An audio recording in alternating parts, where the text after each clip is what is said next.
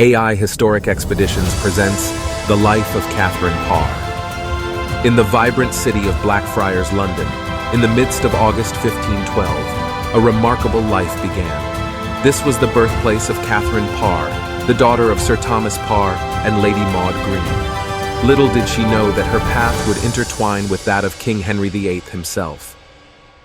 Catherine and her mother, Lady Maud Green, both served as ladies-in-waiting to the king's first queen, Catherine of Aragon.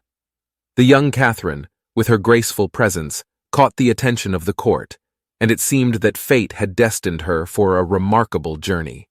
By the time Catherine wed King Henry in 1543, she had experienced the trials and joys of marriage twice before. As a teenager, she married Sir Edward Burrough, the grandson of the second Baron Burrough of Gainsborough Hall. Tragically, he passed away a year later. In 1533, Catherine married John Neville, the third Baron Latimer of Snape Castle.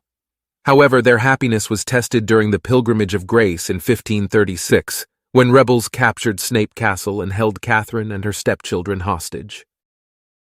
In the face of danger, Catherine and her family's lives hung in the balance, but their brave stepfather, Baron Latimer, saved them from peril, although he himself would pass away in 1543, leaving Catherine a widow at the age of 30.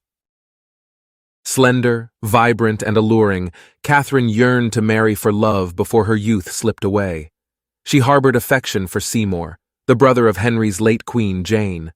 Yet fate intervened once again, as the widowed Lady Latimer's hand was sought by King Henry himself. And so, in July 1543, their paths intertwined in the halls of Hampton Court. The royal wedding of King Henry VIII and Catherine Parr was a sight to behold. Colorful descriptions from de Gante, the secretary to the Duke of Najera, illustrate the splendor of the occasion. Catherine, adorned in a robe of cloth of gold and a petticoat of brocade, dazzled the court with her elegance and taste for finery. Catherine held a unique place in the line of Henry's queens. She was the last in the series of divorced, beheaded, died, divorced, beheaded, survived. Their marriage endured for 3 years and 5 months, making Catherine the king's second longest legal spouse. Previous marriages with Catherine of Aragon, Anne Boleyn, Jane Seymour, Anne of Cleves, and Catherine Howard had their own tales of love, sorrow, and tragedy. As Henry's health declined and discomfort consumed him, whispers of conspiracy reached his ears. The pro-Catholic faction at court painted Catherine as a dangerous heretic plotting against the king. Yet her wit and resourcefulness prevailed when a leaked arrest warrant allowed her to convince Henry that she sought only his guidance in matters of faith. Their love remained intact, and he fiercely defended her against the officials sent to apprehend her.